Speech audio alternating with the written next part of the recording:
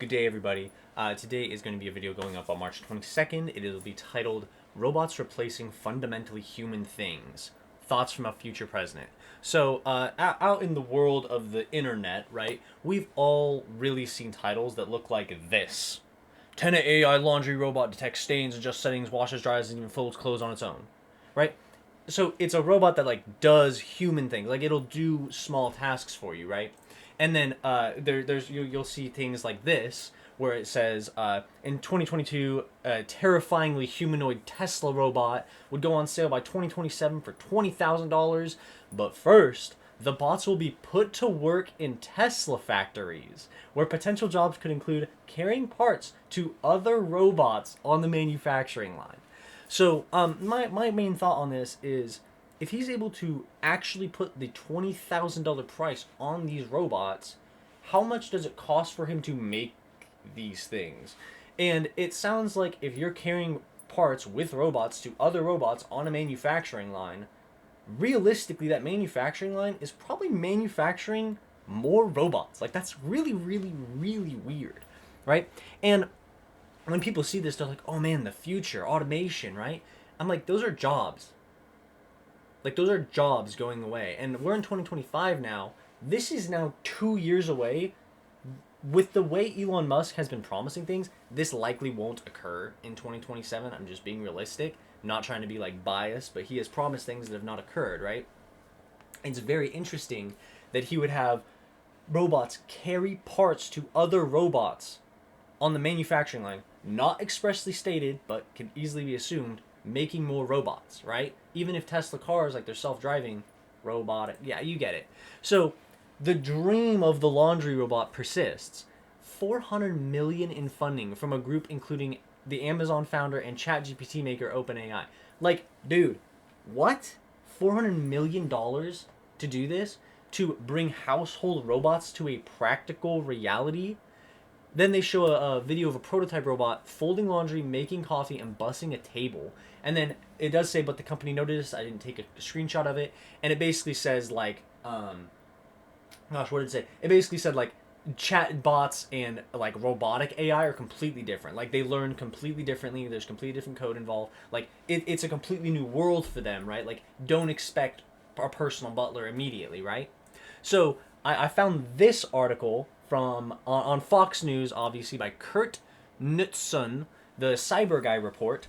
And is your new humanoid robot housemate? Or is this your new humanoid robot housemate?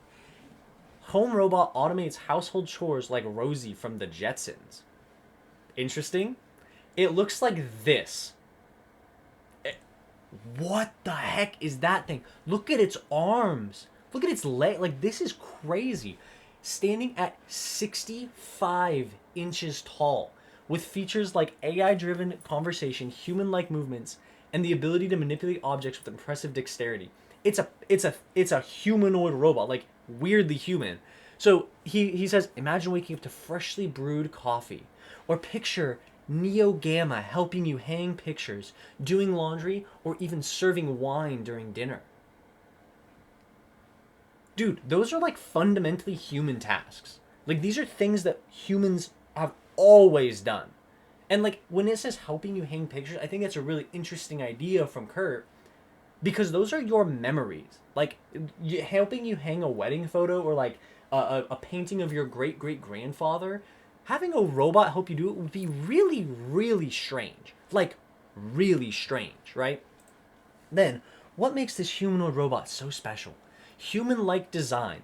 They've gone the extra mile to make Neo Gamma feel less like a machine. Can we put up that picture over here and just have less like a machine? Dude, it's a what? It's like, it looks like a Squid Game, like, it looks like an uncolored Squid Game guard. Like, what, dude? So apparently they have this knit suit, a 3D printed nylon covering that makes a metallic frame, like, hides it and avoids bumps, right? AI-powered interaction. It's designed to understand and respond to you. I'm assuming, like, a Siri conversation, or like an Alexa, like, speaking robot. And it has, like, it says emotive earrings. I'm assuming it has, like, circles on its ears that look like where what are they called? Earmuffs would go, and they light up when they're listening. and an in-house language model that enables natural conversations. The weird part is observational learning. This robot learns by watching. It can observe how you perform tasks and then mimic those actions. I only say that's a weird part because it's a robot. Like I am inherently like, if you can, like, if you're a person and you can learn from person, that's awesome.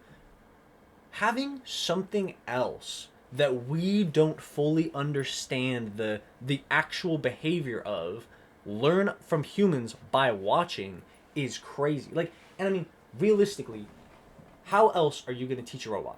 Like this does make sense. How else are you going to teach a robot, right? It's designed to understand and respond to you. It has earrings that light up when it's listening. My thought on this, and I love this screenshot specifically, is because George Orwell, who wrote the book 1984, would be absolutely gobsmacked that we have this occurring. That we are sitting here going, yeah, let's dump $400 million into this. A machine that lives in your house, understands and responds to you, listens to you, and learns how you behave by watching you. Yeah, that's crazy, man. That is actually crazy. George Orwell would be losing his mind at the prospect that people are funding these. So, I have this, Kurt's key takeaways was at the end of this. And it says, the idea of a robot helper like Neo Gamma is exciting. And it's hard not to think of how such a device could change our lives. It feels like we're on the cusp of a new era. And then at the very end, it's very interesting. He adds this one little section here.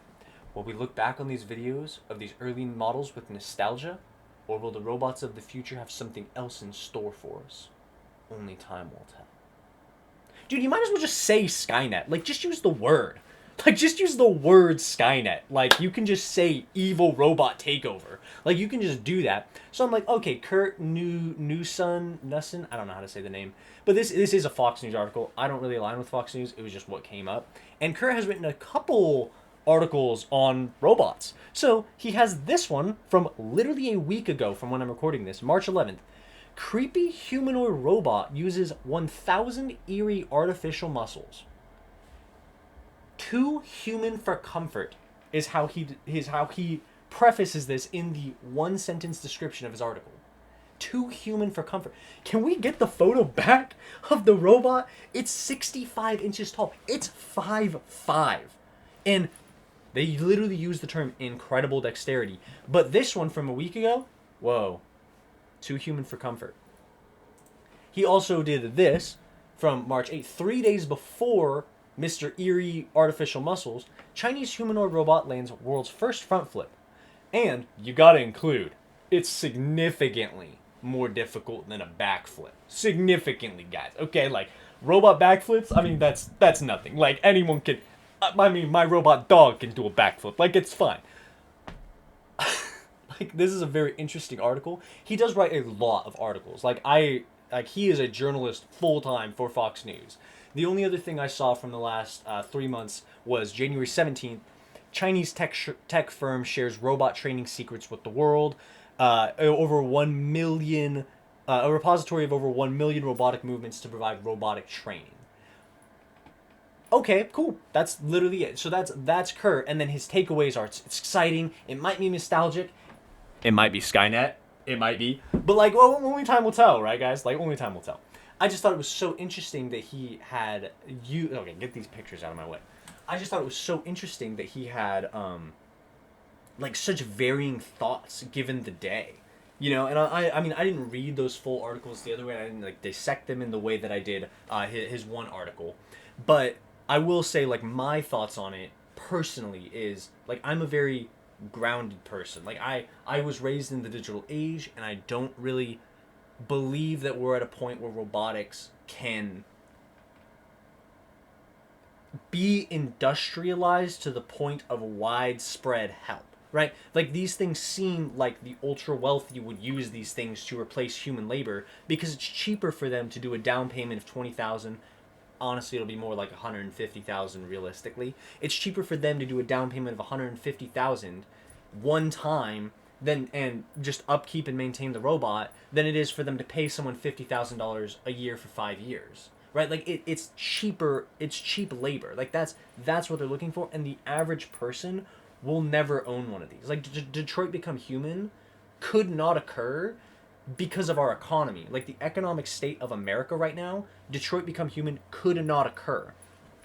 So, my issue is they're focusing on small things. Like a Roomba is honestly not that big of a deal. Like if you are a person who needs your room to constantly be vacuumed and you don't want to bust out the vacuum every day and deal with all that hassle, a Roomba makes sense for that market, right? And I'm the kind of guy, I don't really care. Like I have cat fur on the floor because it just gets caught in the carpet when I brush my cat. I'm not torn up about it. I'll vacuum once every week or 2 weeks, depending on how bad it is, right? Like I'm not torn up about it. It's when you start bringing in things like robots doing the laundry, like moving clothes from washer to dryer, like putting the proper amount of detergent in, doing the dishes, loading the dishwasher, starting the dishwasher, and it's like sweeping the floor, mopping floors. Like I'm sitting here, I'm just like I don't know how to express it, but those activities are fundamentally human. Like we as humans live in a society where we want to have clean spaces and we want to be able to like take pride in the fact that we've cleaned our space personally, right? And it just it takes away so much emotion from the human behavior of I clean and maintain my space.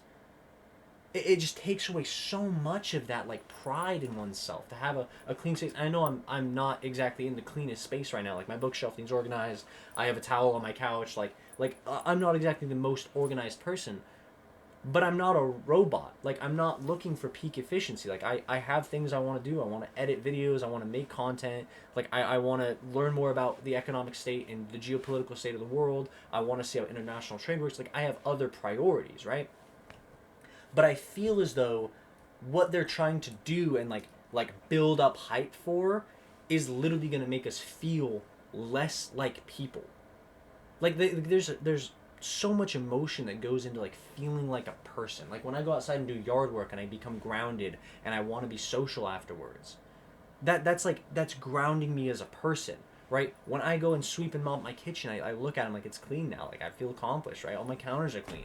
But it's like if I had a robot to do all that, it just takes so much out of it that it's almost not even worth the money if I lose the sense of pride and accomplishment.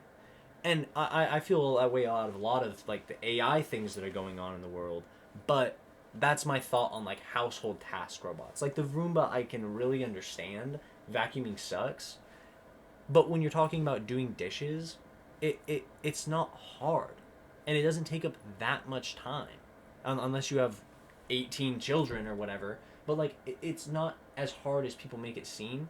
And especially if you have kids, it makes more sense to teach the children to uphold household responsibilities than it does to teach a robot. It just doesn't make any actual physical sense. So yeah, that's my thought is like you're losing the humanity of the human task. My last thought is like how would you charge this thing? Like you literally just plug it in at night? Like it'd be kind of weird if you had to like plug in the help at night. And it looks humanoid, right? Like you're plugging in something into a human. And I mean, where are they going to put the charging board? Because like you put it in the backside, it's a little weird. You put it in the back of the neck, it's super weird. Like we just have like we relate to things that look human. We relate to things like that, right? And so it's really interesting like how they would kind of design, like you put it in the back of the foot maybe, but then I mean where would the batteries be? And so it's a lot of logistical things that they're working with. And I mean $400 million in funding just to make a prototype. Like that's crazy, especially if Elon Musk is saying they're going to sell them for $20,000 in 2027. Like you'd have to sell how many just to get that 400 million for the prototype back. 400,000 million divided by 20,000 is 20,000. So you literally have to sell 20,000 robots to get your 400 million prototype money back. Then there's manufacturing costs, shipping costs, every cost involved in the business, right? So yeah, that's just the thoughts I had on robots going forward from a future president. Obviously, the technology will evolve over time, and I do want to like remake this video in a year, revisit it, see how I feel, see if anything's changed. And really, one of the things that's going to have to change big time is regulations on it, like what's allowed, what's not. Having lawmakers who are familiar and comfortable with the code to examine it and make sure there's no like harmful things occurring or could occur in the learning process, right? So yeah, I hope you all have a wonderful, wonderful February 22nd. What is the day on February 22nd? Hope you all had a wonderful, wonderful Saturday. I will see you all tomorrow. Have a good one.